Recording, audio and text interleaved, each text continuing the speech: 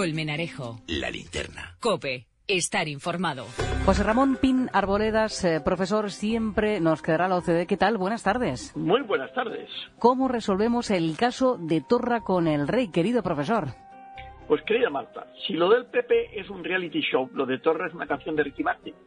Un pasito para adelante, voy a la inauguración de Tarragona, un pasito para atrás, pero sin foto al lado de la corona. Parece que Torra no quiere enterarse de que el rey reina pero no gobierna y que Cataluña es España, porque quiere hablar con el monarca como si fuera su igual y amenaza con no invitarle como si don Felipe necesitase su venia para ir al Principado. Y es que ya lo dice un refranfín. Que quede claro primero que ni con Torra de Torre España es un tablero para hacer un jaque al rey. Ay, profesor, yo creo que en este baile alguno se va a torcer el tobillo, ¿eh? Exactamente. Buen fin de semana, José Ramón. Un abrazo. Adiós. A la reflexión de Ignacio Camacho. Es ciertamente difícil de entender, Marta, la puesta en libertad de los miembros de la manada. No por alarma social, que es un concepto sin efecto jurídico, sino porque el propio tribunal había denegado 3 veces antes del juicio la petición que ahora concede con explicaciones poco argumentadas. Pero lo que de ningún modo resulta admisible es que contra las decisiones de jueces independientes se alce la justicia paralela de las masas, que la calle triture la presunción de inocencia o que se incite directamente al linchamiento y la venganza. Que una ministra proponga la reeducación mental de los magistrados en una declaración de resonancias orwellianas. Que la política y la opinión pública agiten un debate desinformado que se expande como una plaga. Simplemente porque una sociedad que no respeta su propio derecho es una sociedad poco civilizada.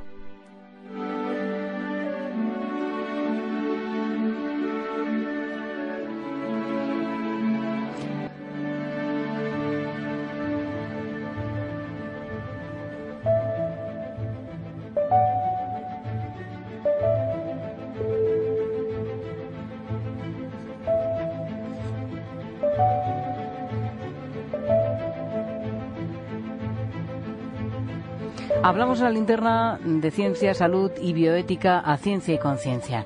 El comentario es de César Romela. La mortífera fiebre hemorrágica del virus ébola ha vuelto a amenazar en África, esta vez en la República Democrática del Congo. El brote infeccioso de 2014 a 2016 afectó a 29.000 personas en Sierra Leona, Liberia y Guinea y se llevó la vida de 11.000. En España se hizo muy popular por el contagio de una trabajadora sanitaria. La alerta actual parece controlarse mucho mejor, porque llega cuando ya se pueden instalar laboratorios móviles en cualquier lugar que detectan a los afectados en una prueba que apenas dura 2 horas. Cabe entonces aislar a los infectados y a sus contactos. También, algunas vacunas todavía en estudio resultan eficaces. El ébola es un ejemplo más entre las enfermedades de la pobreza. Apostar por el desarrollo de todos los pueblos es esencial. Como constatamos ahora, debe también acompañarse de esfuerzos científicos para diagnosticar y tratar las enfermedades de la manera que lo hacemos en Occidente. Sigue encendida la luz de la linterna y a esta hora, como cada viernes, se ilumina al bueno, al feo y al malo del panorama nacional. Apuntes de la semana política con Jorge Bustos. Jorge, buenas noches. Buenas noches, Marta. Te reconozco que la batalla por el poder en el PP me tiene fascinado, como solo nos fascinan los fenómenos que vemos por primera vez. El PP ha sido siempre un partido jerárquico y disciplinado donde uno mandaba y los demás obedecían. Así que ver a 7 candidatos pelearse libre y resueltamente para estrenar este ovni de la democracia interna me entretiene muchísimo. Pero no es solo un entretenimiento. Dirimir abiertamente esas diferencias y elegir a un líder legitimado por el voto de la militancia es una buena noticia para el crédito renovador del futuro PP, aunque ahora todo parezca caos y peligro de fractura y precipicio apocalíptico. Vamos a hablar, por tanto, de los 3 candidatos que parten como favoritos y a cada uno le adjudicaremos no el papel que yo crea que les encaja, sino el que les adjudica la opinión pública del entorno del Partido Popular. Empecemos con el bueno, o mejor dicho, la buena. Que sería María Dolores de Cospedal. ¿Pero por qué razón es ella la buena? Porque es así como ella se presenta y como la presentan sus partidarios. La dirigente abnegada que salió tantas veces a dar la cara por el partido y otras tantas se la partieron. La figura materna de una formación que durante las peores crisis mediáticas del marianismo nunca se escondió, sino que reconfortó a la militancia y a los cuadros territoriales desplazándose allí donde se la necesitaba. la mujer decidida, representante de una derecha reconocible y leal, por más que no haya sido agraciada con una oratoria particularmente brillante. De todo esto va a Cospedal y falta saber si los militantes están de acuerdo a la hora de emitir su papeleta. Y si ella es la buena, ¿por qué Pablo Casado sería el feo? Pues no por sus facciones regulares y demasiado aniñadas según sus detractores, sino porque es así como él mismo se presenta por culpa del juego sucio que atribuye a quienes dan pábulo a sus problemas curriculares. Él se ha lanzado a la carrera sucesoria cuando ya se le habían abierto investigaciones por supuesto trato de favor académico en sus tiempos universitarios, y sabía que una juez puede intentar elevar su caso al Supremo para que sea imputado, una noticia que de producirse cubriría de fealdad su candidatura. Sin embargo, Casado no solo está convencido de su inocencia, sino también de que encarna la genuina renovación, la frescura que no traiciona la esencia fundacional del PP. Y además se configura como la tercera vía entre dos damas irreconciliables que hacen temer la purga de la facción rival en caso de victoria. De modo que Casado, por el escrutinio de los medios a su titulación y por la bisoñez que tratan de exagerarle sus contrincantes, parece el feo de la pelea, pero no sería la primera vez que el feo se termina convirtiendo en el príncipe de la boda. Y para finalizar queda el malo, o sea, la mala, y aquí ya las quinielas no salen claramente, Soraya Sáenz de Santamaría. A quien adorna Marta una fama tremenda de poder sombrío, de capacidad de manipulación, de Maquiavela de los dosieres, capaz de lograr que el favorito Feijóo ni siquiera se atreva a concurrir a las primarias por miedo a lo que le puedan sacar los medios receptores de las filtraciones letales de la vicepresidenta. Luego ves a Soraya, hablas con Soraya, oyes a Soraya y no te parece para tanto, como dicen de ella, pero igual también esa apariencia inofensiva forma parte de su letal repertorio. Lo que sí está claro es que Santamaría simboliza la gestión frente a los principios demasiado definidos, la experiencia de gobierno frente al calor ideológico de una sigla que bajo los mandatos de Rajoy ha perdido identidad, y de esa pérdida responsabilizan directamente a Soraya sus adversarios. Dicen que si gana, nacerán en España dos partidos, el PP auténtico, que se segregará del nuevo PP Sorayo. No sé yo si será para tanto, pero en cualquier caso, la suerte está echada, solo puede quedar uno, o una. El bueno, el feo y el malo con Jorge Bustos en la linterna. Gracias, Jorge, buen fin de semana. Buen fin de Marta.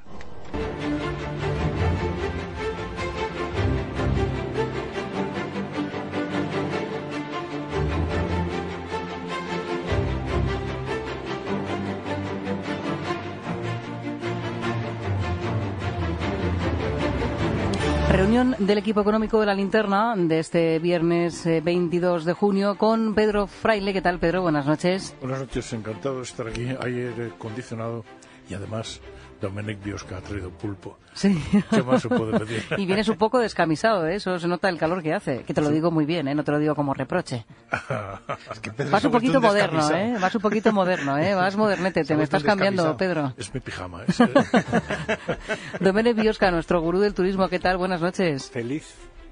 El gozo de la felicidad no puede ser más que... Desde luego, y nosotros cada vez que nos traes pulpo también, ¿eh? Siempre. Fernando Méndez Ibisate, ¿qué tal? Buenas noches. Pues muy bien, un honor estar aquí siempre con todos vosotros, con todo el equipo, y estupendo, con pulpo incluido, fantástico. Pulpo.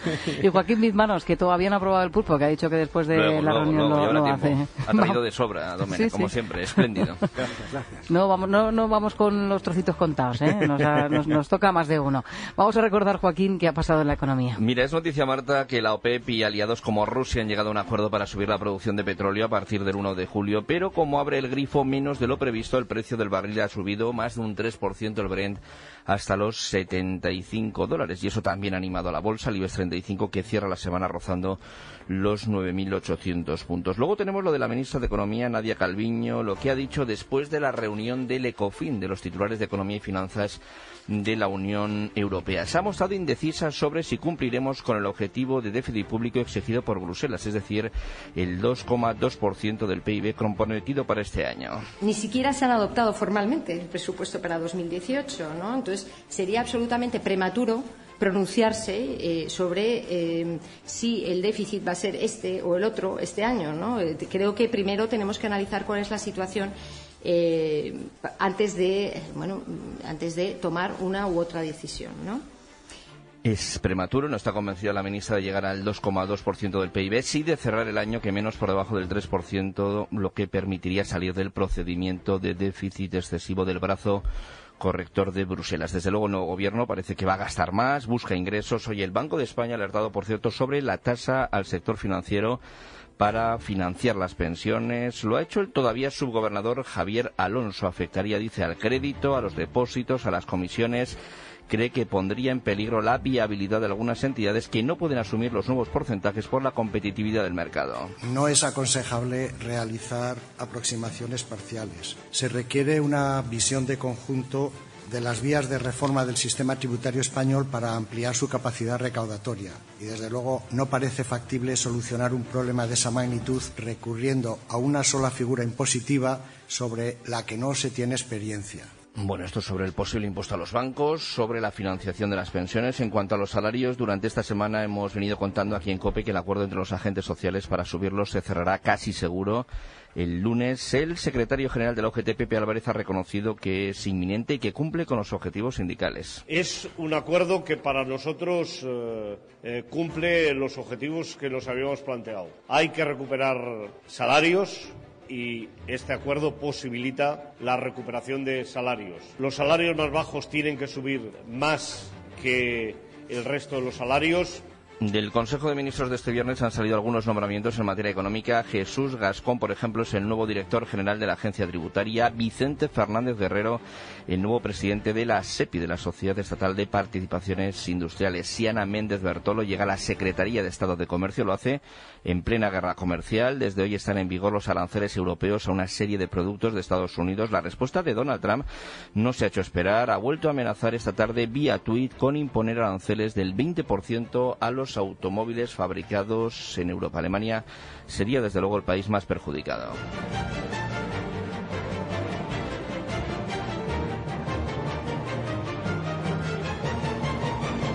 Donald Trump no para, y especialmente a través de su cuenta de Twitter, que la tiene ahí a pleno rendimiento. ¿Cómo creéis que va a acabar esta guerra comercial? Es un caos y son malas noticias.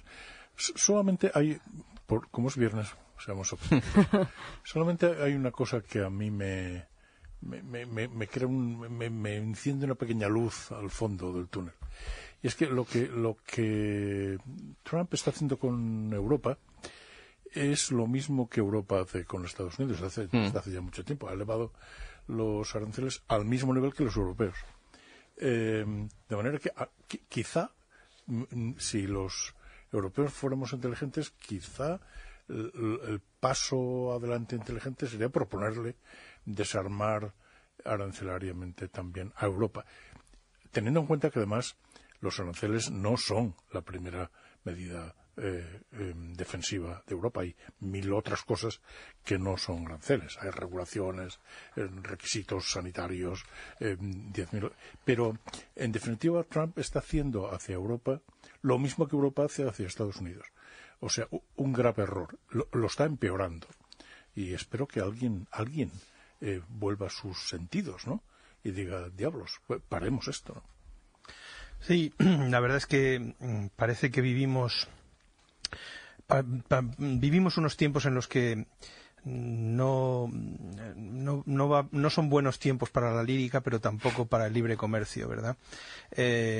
Y bueno, sin llegar a las barreras y a los obstáculos que se produjeron en otras grandes crisis anteriores, ahora que estamos saliendo de esta, es verdad que, fijaros, tenemos abiertos problemas de Estados Unidos, Europa, China. Dentro de Europa incluso también tenemos el lío de lo del Brexit y bueno, quiero decir, no, y más otras cosas que se están planteando y poniendo sobre la mesa dentro de Europa, Austria, Italia, etcétera. Hay una serie de países que cada vez parece que quieren más nacionalismo, menos europeísmo, ¿no? Y eso no son buenos tiempos no es bueno, no son buenas noticias para.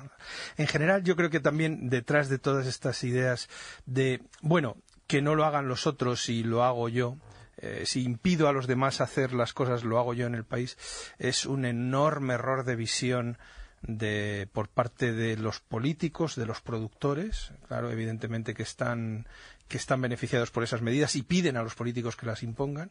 Es un enorme error de visión, es una visión simplificadora de lo que es el hecho económico y la realidad económica.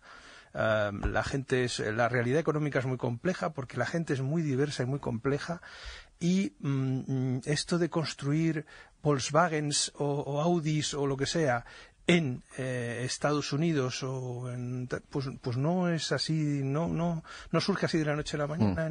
Pero sería una buena oportunidad para que la gente aquí, a este lado del mar, se pusiera a pensar por qué nosotros hacemos lo mismo. Por ejemplo, si alguien dice, usted no puede vender las aceitunas andaluzas en California, quizá a los españoles deberíamos de preguntar, ¿y las aceitunas tunecinas o marroquíes por qué no se pueden vender en España cuando son tan ricas? ¿Qué es lo que las para?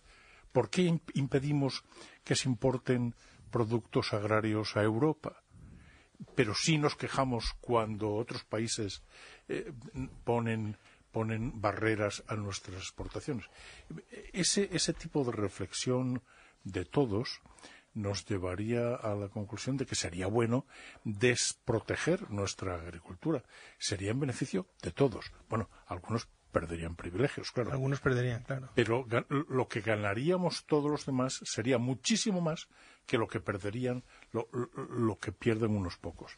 Y nos podríamos beneficiar todos. Y además, no solamente lo que has dicho tú, poniéndole el mismo ejemplo de las aceitunas y sin que esto quepa ninguna crítica específica al sector, pero no es solo eso. ¿Por qué no? El sector es peor que eso. Aceituna negra de mesa, que es la que ha sufrido los aranceles. Todas las aceitunas, todo el aceite, es el sector de los sectores más protegidos de toda la agricultura europea. Es peor que la producción de Túnez, Israel o el Líbano. Es que se saca dinero del bolsillo de todos los contribuyentes europeos, aunque no sean consumidores de aceitunas, para mejorar los costes, para traspasarlo a unos señores que tendrían que vender las aceitunas, dados los costes de producción, a un precio que no les resulta competitivo con otro. Pero oiga, a lo mejor hay otras formas y fórmulas de vender su producto aunque sea más costoso. ¿O qué pasa? ¿Que los Mercedes, porque son muy caros, no se venden y solo se venden el Seat 600? Bueno, ya me queda muy antiguo, ya sé, un Fiat 500 o lo que sea. No, se vende todo, porque el consumidor es muy complejo y demanda cosas variadísimas, complejísimas. Hay que saber vender. Y el problema es que normalmente la posición de los políticos y de los productores es: facilítenme las cosas que yo lo hago para que la gente consuma. No, la gente quiere cosas. Busque usted sus intereses, sus gustos, sus preferencias, anímele a encontrar dentro de ese cuerpo serrano y de esa mente privilegiada que tiene el gusto por algo, ¿verdad? El señor del siglo XVII no sabía que tenía un gusto y una apetencia y una prioridad por la Coca-Cola como la ha tenido la humanidad entera en el siglo XIX, XX, XXI. Y no lo sabían en el 17 y no sabemos qué será en el 23, porque no lo sabemos. Eso es de lo que se trata. Oiga, es que da la casualidad de que la gente quiere ese líquido tan estupendo y maravilloso como la cerveza, como cualquier otro, ¿no? Pues eso. Tú te planteabas, Pedro, que por qué no se liberalizan los sectores y así todos nos beneficiaríamos, ¿no? Pero es que ahí es donde esto choca con la política. Claro, cuando uno tiene que hacer política y va buscando... Es un poco más complejo. Choca con la relación que existe entre el político como vendedor de favores y aquel que es objeto de la protección. El que es objeto de la protección, los aceituneros, por ejemplo, o los fabricantes de automóviles, todos los empresarios, si pueden... Todo el que puede, claro. Todo el que puede quiere. Ordeñan al gobierno. Es una función del empresario. A los empresarios no les gusta competir. Lo que les gusta es que les protejan. Tener un monopolio. Bueno, pues si lo pueden, lo consiguen. Entonces, claro, se trata de qué tipo de armazón institucional es el más proclive a que fallen los intentos de exprimir al gobierno. Y eso es en lo que tenemos que ocuparnos, claro. Domenech, sí, claro. Hay políticos que invierten para crear riqueza y hay políticos que invierten para ganar votos. Y esto lo ves, estuve en un debate en Andalucía con algún economista que sale mucho en La Sexta y les dio un varapalo al consejera que está en Madrid, alucinante, ¿no? O sea, ¿por qué no estáis creando polígonos industriales para tal? ¿Y por qué estáis invirtiendo en cosas que simplemente son votos? Y claro, es lo que te decía, si el dinero de los bolsillos de unos va para otros, pero se genera riqueza, pues estamos en los tiempos que decíamos de inseguridad y de poco empleo. La economía subvencionada es un caladero de votos. Claro. Lo normal es que los políticos actúen en todo su poderío, que fundamentalmente es meter las manos en los bolsillos de los ciudadanos, porque para eso tienen la fuerza, para buscar votos. Lo normal es eso. Hay determinados aspectos de la labor y de la producción del político que sí son muy beneficiosos para que la sociedad se organice y pueda desarrollar, con un respeto sobre la propiedad privada y un respeto sobre los contratos libres, dentro de esos marcos, el papel del Estado y del político tiene un papel muy importante para que las sociedades progresen. De hecho, esto lo hemos visto en la historia. Cuando el político se desvía de eso, mal asunto. Bueno, sé que queréis hablar del nuevo gobierno, de los primeros pasos que están dando en materia económica. Hoy ha hablado, Joaquín, la ministra Calviño, y ha dejado titular. Sí, se ha estrenado allí en Bruselas, en Luxemburgo en concreto, Nadia Calviño, ayer en el Eurogrupo y en el Ecofin como ministra de Economía. Es cierto que ha dejado un buen sabor de boca por el compromiso europeísta de España, por la apuesta por la estabilidad presupuestaria, pero también es verdad que no ha querido mojarse, y eso siembra dudas sobre si cumpliremos con el objetivo de déficit público del 2,2% del PIB que en nuestro país se ha marcado con el Ejecutivo comunitario. De momento solo dice que bajaremos del 3%. El Gobierno español tiene una confianza absoluta en que vamos a estar por debajo del 3% y la Comisión Europea no ha planteado ninguna duda en este sentido. La previsión de la salida de España del brazo correctivo ha sido confirmada en las reuniones de estos días. Calviño se compromete, por tanto, que menos a salir del procedimiento de déficit excesivo, pero no a bajar hasta ese 2,2% del PIB, y en medio, recuerdo, hay muchas décimas de diferencia, en torno a 10.000 millones de euros. Veremos qué pasa. Desde luego, lo hemos venido contando antes, parece que este gobierno va a gastar más, se da por hecho que subirá impuestos. Sobre uno que baraja el sector financiero para financiar las pensiones, ha hablado el subgobernador del Banco de España, Javier Alonso Alerta. Un impuesto sectorial a la banca probablemente acabaría incrementando el coste de los créditos, bajando la remuneración de los depósitos, incrementando las comisiones, siempre y cuando los mercados pudieran aceptar cualquiera de esas medidas, porque la competencia que existe es muy importante. Advertencia del Banco de España al Gobierno al final de una semana en la que su presidente Pedro Sánchez ha confirmado que no habrá nuevo modelo de financiación autonómica durante esa legislatura, solo ligeros retoques. Segundo renuncio después de admitir que no derogará, al menos por completo, la reforma laboral. ¿Cómo estáis viendo al Gobierno? ¿Se está sorprendiendo? A mí nada. Nada. No, a mí esta mujer me gustó desde el primer día. La encuentro coherente, bien formada, me parece una solvente. Me parece solvente, es una burócrata que sabe, tiene los pies en el suelo, sabe lo que dice. Yo creo que es segura en su ambigüedad. Maneja segura en salud. Exactamente, sabe exactamente claro qué no decir. Y por lo tanto, en ese aspecto creo, en el aspecto técnico, creo que estamos en buenas manos. ¿Qué es lo que ocurre? Que ya está sometida, claro, a un criterio económico demoníaco, que es seguir creciendo, mantener, lo ha dicho hoy claramente, si habéis visto la entrevista con Joaquín, la ha seguido, ¿no? Seguir manteniendo el equilibrio, pero hacer un crecimiento más inclusivo. Atento a las palabras, porque es precioso, ¿no? Más compromiso y más gasto social. Más inclusivo quiere decir elevar el gasto. ¿Cómo lo van a hacer? Pues lo que hemos hablado. Subiendo impuestos, no hay otra. Pero aquí está la clave. No a todo el mundo. Es decir, no van a elevar impuestos porque sí, de manera lineal. No, van a elevar dinero a los ricos, piojosos y asquerosos, que son la causa de la ruina de todos, como todo el mundo sabe. Bueno, pues es a esos. Eso no se puede decir así. Se va a ir diciendo de otra manera. Lo que vamos a asistir es a una cortina de eufemismos con no reformas fiscales, sino, ¿cómo lo dijeron los demás? Mejoras fiscales. Vamos a retocar, a mejorar, y lo que vamos a ver es cómo va a ir subiendo el gasto público, no demasiado, porque yo tampoco creo que se lancen a lo ZP, ¿no?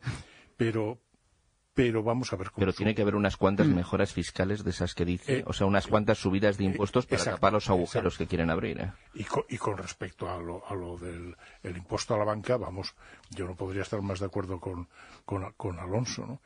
A pesar de que Alonso se ha olvidado de decir una cosa que a mí me parece fundamental, y es el impacto que va a tener si lo hacen ese impuesto sobre el talón de Aquiles de la economía española, que no es el paro ni la pobreza, es la deuda. Ahorro. Bueno, y la deuda también. Y la deuda, bueno, es casi la va unido. Sí. Claro. Como obstaculicen el ahorro, quiere decir que nuestra tasa de inversión disminuye. Y entonces, ay amigo, el crecimiento de la economía se va a poner en entredicho. Yo creo que ese impacto seguramente no lo van a tener en cuenta, claro. Lo van a hacer de cualquier manera. Pero puede ser mucho más serio de lo que piensan. Bueno, el ahorro nunca ha estado muy cuidado en España, de todas formas. Sí, ciertamente. Fernando. Sí, bueno, hay varias noticias que nos indican por dónde circula ya el gobierno, ¿no?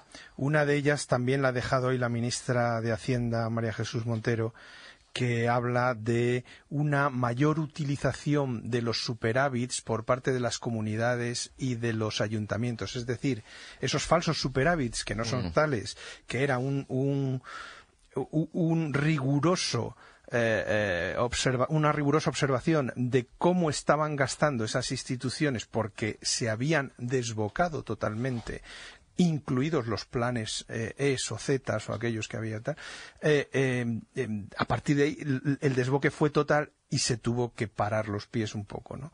Bueno, pues ahora lo que se está dando es otra vez en marcha. Todos estos gastos, todas estas absorciones de pequeñas bolsas donde se está ahorrando y las cortapisas, cómo se están derrumbando esas cortapisas para que los administradores puedan gastar con más liberalidad, todo eso tiene repercusiones sobre el déficit.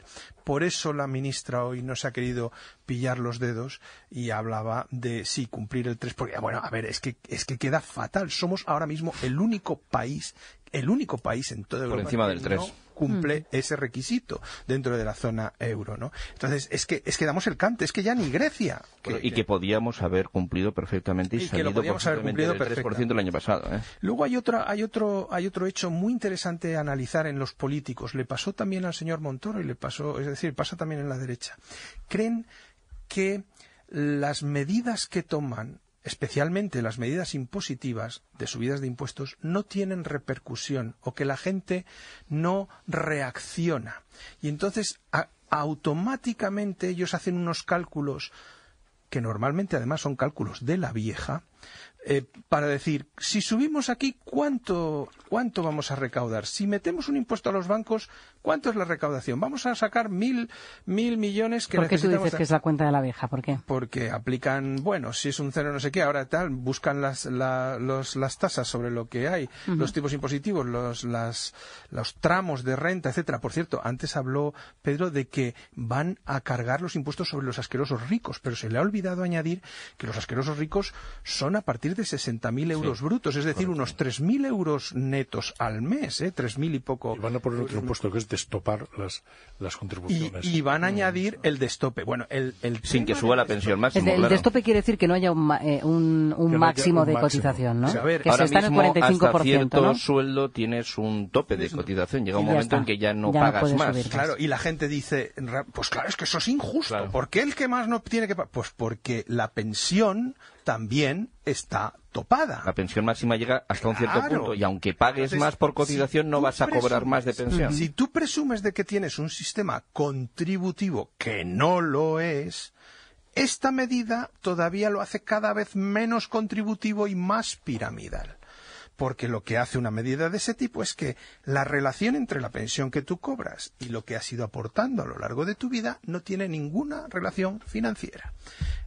Quiero decir con y todo genera esto desincentivos que al final, también, los políticos se creen que sus medidas, que sus actos no tienen consecuencias y sí tienen consecuencias. Se creen que metiendo impuestos por aquí a la banca, a estos, a los otros, la gente no va a reaccionar. la gente reacciona no solamente como decía Pedro, en el ahorro, que malo es, sino en otras muchas cosas, en la cantidad de trabajo que ofrecen, en la productividad que realizan, en una serie en los hijos que tienen. En los hijos que tienen, toda una serie de cosas que es lo que hace que a muy corto plazo digamos, 4 años, 8 años incluso, ha pasado por aquí el señor ZP o el señor Sánchez o el señor tal, y tampoco ha pasado gran cosa. Al 8º año es cuando empieza a notarse, carambolas. Bueno, pues eso es lo que pasa, ¿no? Pasan estas cosas. Si suben los tipos de interés, que terminarán subiendo, los costes de la deuda española van a empezar a ser otros muchos.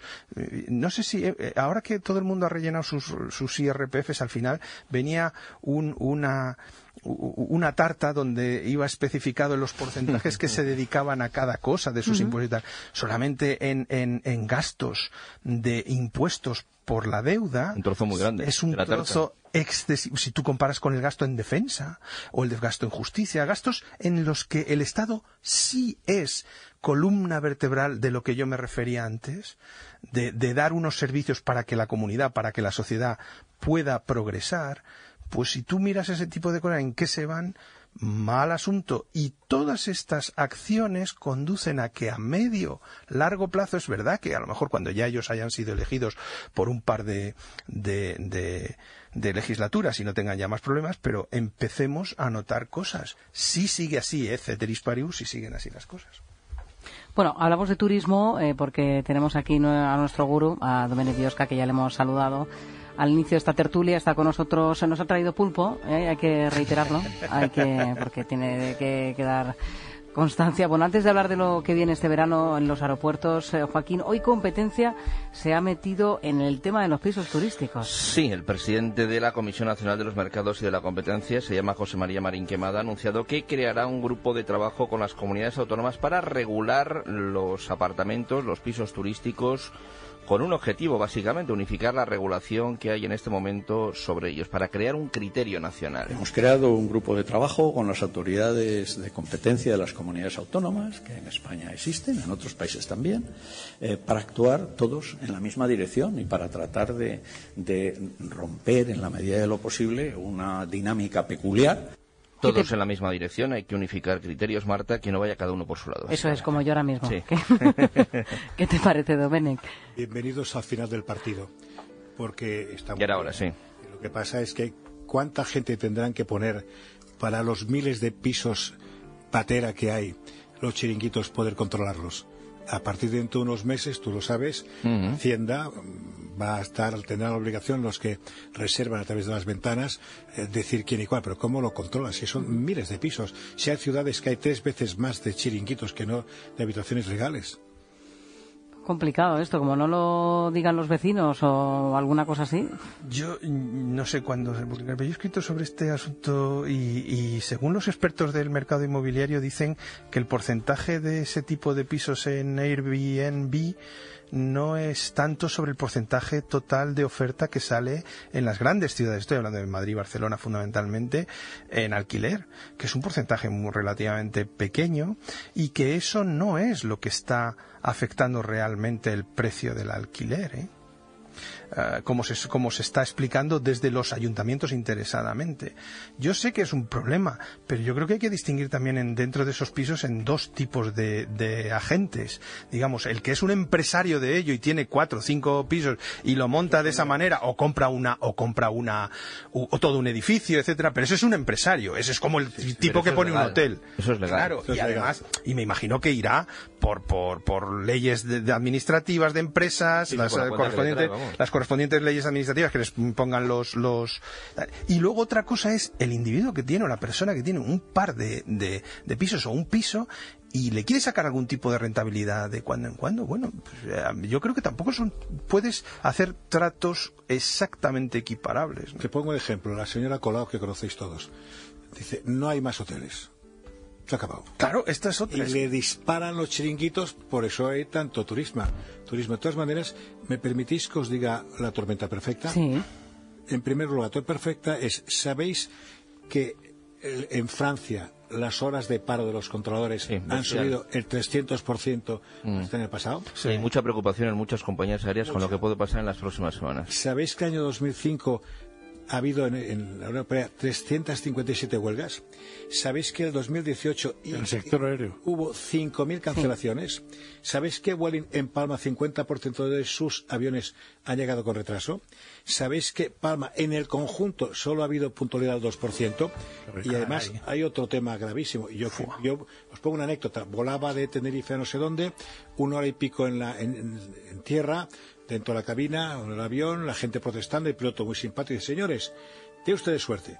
En Madrid, que había tormentas hace poco, hay un avión que lleva 1 hora y media dando vueltas que quieren aterrizar. Y ustedes que están aquí abajo quieren volar. La gente se puso a aplaudir y ya está, ¿no? Y luego, otra cosa que os quiero decir. Pensar el incremento del queroseno para las compañías. Últimamente estoy viendo que no se están llenando los aviones. ¿Sabéis por qué? Mirad, bajo costo. ¿Qué está pasando ahora? Los hoteles se han puesto todos de lujo, o sea, y que a guapos, pero el personal lleva 30 años de antigüedad. Entonces han pasado de 80 euros a 170 euros. ¿Qué pasa? Que somos caros. Y al ser caros, la gente va, no hay compañías oficiales, sino que todos son bajo costo de operación, van a estas compañías y que van a los hoteles que están compitiendo para llenarse bajando precio. En este momento estamos observando que el lujo crece muy poquito, también ha habido el fútbol, estas cosas, que el bajo costo está creciendo más gente, pero menos. Esta semana he estado varios días en Palma, no se pueden endar, pero menos ingresos. ¿Qué inconveniente tiene? Con que ha habido inversiones de fondos a sacar rentabilidad, no están sacando, hay muchos nervios, hay miedo. Hay miedo en este sentido. Y que estoy observando que los turoperadores que estaban financiando, cerraban programas, te financiaban, te aseguraban que lo llenaban el hotel y te pagaban una cantidad, ahora están negociando los contratos, pues no se están llenando. Y hay compañías que no diré, porque es muy amigo del director general y no quiero meter un compromiso, que es el más importante, que ya ha fichado un director general de hoteles, ahora en lugar de ayudarte a ti a llenarte y te pago para que lo llene todo, están creando sus propias cadenas de hoteles. Que lo que a ti te ayudaba a modernizarte, ahora te da la competencia. O sea que este verano viene algo peor que el pasado. Los meses punta no, pero en el conjunto sí. Además, ¿qué pasa? Que esta gente a bajo costo que se ha ido a otros países que todos sabéis, como funcione bien, que algunos son hoteles mallorquines y españoles, si funciona bien, es tan exótico que dirán: ¿para qué me voy a volver a ir? No diré en ningún pueblo de aquí, donde está a tope de gente. Claro. Sí. Entonces, hay que reflexionar. Mira, ayer estuve en Madrid en una cena, en 2 hoteles que hice el salto de uno al otro. El año pasado corría el champán. Este año dice: ostras, Domènech, ¿qué está pasando?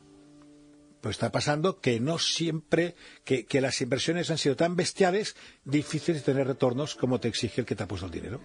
Bueno. Pues y luego, ¿qué pasa? Que aumentan los turistas, pero van a apartamentos que no son legales. Y no se gastan tanto, por lo que estás diciendo.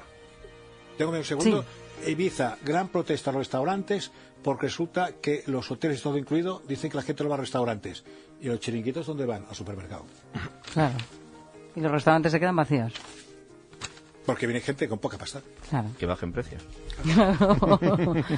La prensa, Joaquín. Bueno, pues habla, por ejemplo, en El Economista que el agujero sanitario llegaría con las nuevas medidas a 7.500 millones de euros. Otro agujero que viene por ahí, el de la sanidad. Se habla bastante también de la OPEP. Ve, por ejemplo, en las páginas de economía de ABC que la OPEP cumplirá al 100% su acuerdo, veremos, e incrementará la producción casi 1 millón de barriles diarios. También lo recoge 5 días. La OPEP acelera producción para frenar a Estados Unidos. Habla también del impuesto a la banca, lo que ha dicho hoy el Banco de España. Todavía en 5 días el Banco de España se suma a las voces contra ese nuevo impuesto. Y lo de los aranceles en expansión, por ejemplo, Trump amenaza a los coches europeos con un arancel del 20%. Sobre esto escribe precisamente mañana nuestro colaborador Rafael Pampillón en El Economista, en el pulso de la economía. La guerra arancelaria, un perjuicio global, dice. Bueno, habrá que ver si queda una amenaza o realmente se materializa esa cuestión. Espero que haya pasos atrás. Ya son unos cuantos aranceles los que hay puestos, ¿eh? Sí. Ya uno pierde la cuenta. Con China sí se echó un poco para atrás, ¿no? Pero luego volvieron otra vez. Sí, luego volvieron otra vez a la guerra, eso es verdad. Con China es diferente. hay un frente legal ahí. De derechos de propiedad. Y mucha deuda en manos de China. Exactamente. Bueno, tenemos que dejarlo aquí. Gracias, Pedro Fraile, que vas fantástico, descamisado, que puedes ir así muy bien. Que hace mucho calor, que no hay que ir ahí hasta arriba. Guapo de natural. Eso aparte, eso aparte. Es la culpa del pulpo. Dios mío, la energía. Gracias, Domene Biosca. Encantado. Fernando Méndez Bistate. Un placer, buen fin de siempre. semana. Igualmente a todos. Joaquín, descansa. Nos vemos.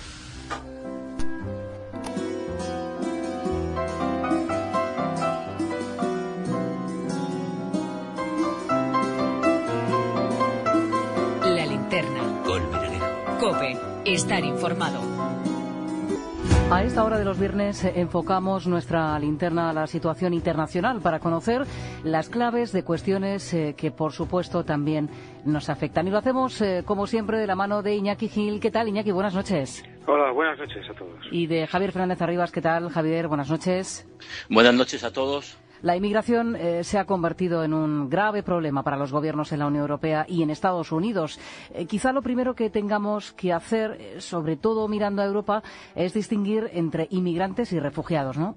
Parece que ese es el principal problema, pero no es fácil de determinar porque mucha gente que viene huyendo de países que están en condiciones de mala situación de derechos humanos, que tienen derecho que huyen de la guerra, en definitiva, son también inmigrantes económicos y, a su vez, muchos inmigrantes económicos proceden de países que son estados fallidos. Así que no es fácil hacer esa distinción. Sí, estoy de acuerdo con Iñaki, porque normalmente el refugiado es aquel que huye de una guerra, por ejemplo, Siria, y el inmigrante económico es aquel que viene de un país africano con una situación precaria y con muchos problemas de trabajo, económicos, de miseria. Sin embargo, en muchos casos se combinan ambas situaciones, con lo cual lo primero que debe de dejar claro la Unión Europea es definir claramente a quién se está refiriendo y, sobre todo, desde mi punto de vista, y esto es una opinión muy personal, yo creo que en el fondo daría igual refugiados que inmigrantes económicos, pero bueno, ahí la política quiere hilar fino y muchas veces se complica la vida, ¿no? Bueno, tienen oportunidad para definir un poco más esta cuestión en las dos citas que tenemos más inmediatas en Europa para hablar de la crisis migratoria. Este fin de semana la Cumbre Express y la próxima semana pues la cumbre ya más de alto alcance. ¿Creéis que se podrá encontrar alguna solución duradera en alguna de estas citas? Hombre, yo creo que se tiene que llegar a una solución. No sé si duradera o un parche, porque en estas cosas es difícil. A término se debiera encontrar una forma de parar el flujo de llegadas, con inversiones a largo plazo en los países del sur del Mediterráneo, con un mayor control de los flujos. Y tendría también que regularse la política de asilo común y el dotar de más medios materiales y humanos a la policía de las fronteras, que tendría que haber una policía común europea. Todo eso es muy ambicioso para hacerse en poco tiempo y con la presión que tienen todos los gobiernos encima. O sea que yo creo que llegaremos a algún tipo de acuerdo de modificación de los repartos y demás, que no será la panacea, pero que siempre será mejor que un conflicto, entre otras cosas porque la suerte del gobierno alemán, sin ir más lejos, depende de la cumbre de la semana pasada. Es decir, el ministro del Interior del gobierno de gran coalición que preside la canciller Angela Merkel, que representa a la CSU, es decir, a los democristianos bávaros, que se llama Horst Seehofer, le ha dado un ultimátum para que tenga una solución a este problema hasta 15 días, que finalizan la semana que viene. Si no, él está dispuesto a saltarse la legislación alemana y la legislación europea y parar a los inmigrantes en su frontera. Es evidente que Merkel no puede aceptar eso y tendría que echar a ese socio del gobierno, lo cual provocaría la caída del gobierno alemán y una crisis de consecuencias imprevisibles, la verdad. Lo tiene complicado, ¿no, Javier, Merkel? Sí, ahí Alemania es quizá la joya de la corona, la locomotora de de Europa y una crisis de gobierno, además entre los antiguos e históricos socios, los conservadores de la CDU y la CSU.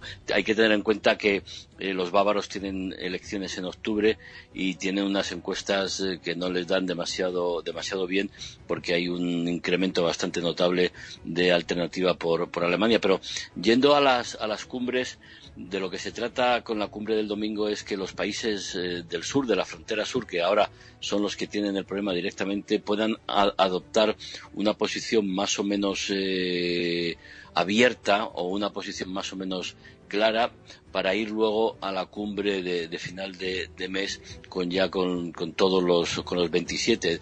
Aquí el problema radica en que o Europa admite, los miembros de la Unión Europea, que la inmigración es un problema de todos, no solo ahora de los del sur, porque hace poco tiempo, en el año 15, el problema de los refugiados era de los países del norte, ¿no? Sí. O se llega a la consideración y a la valoración de que esto es un problema de todos y hay que hacer una política para que todos la cumplan, o si no, las medidas que se puedan adoptar de reparto de cuotas, de fortalecimiento del Frontex para vigilar la frontera y sobre todo la opción o no, que eso ya serían palabras mayores, de intervenir para que Libia, que es un estado fallido, no sea un centro de tráfico de seres humanos, pues entonces tendríamos ahí una serie de problemas que lo que hacen es dividir, y sobre todo con actitudes no ya solo que afectan al gobierno alemán, sino a otros países europeos. Bueno, estoy pensando en Italia y en otros países, ¿no? La cuestión es que ahora tenemos un dilema sobre la mesa porque coincide con esta crisis migratoria, o bueno, será causa-efecto, lógicamente, el avance de los populismos también en Europa. Lo estamos viendo en Italia, en esa frontera sur a la que hacía referencia Javier, pero también en los países del este de Europa. Y es que los ciudadanos han votado a partidos xenófobos que han llegado al poder.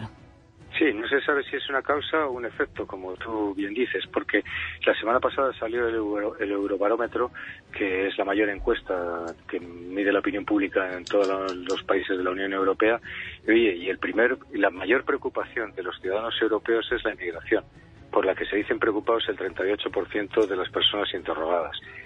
Para que os hagáis una idea, el siguiente problema que más preocupa a los europeos es el terrorismo, que tiene 9 puntos menos, y la situación económica 20 puntos menos. Es decir, la inmigración está en la preocupación de la gente. Es el principal problema en 21 de los estados de la Unión Europea y el segundo en todos los demás, menos en Portugal, donde este tema no tiene el mismo nivel de intensidad. Con esa preocupación es fácil la respuesta demagógica, que es lo que hacen mal los populistas, de decir, lo que se trata es de que no vengan, lo de echarlos, yo los voy a echar. Luego la realidad es que, primero, los números han caído después de la gran ola de migración, que es verdad que Europa necesita también un aporte demográfico, porque su demografía se ha caído, y lo que sí también es verdad es que debiera encontrarse una política de asilo común, que es uno de los grandes defectos de la Unión Europea, y un reparto mejor de la gente que busca trabajo. Javier. Aquí está el quid de la cuestión.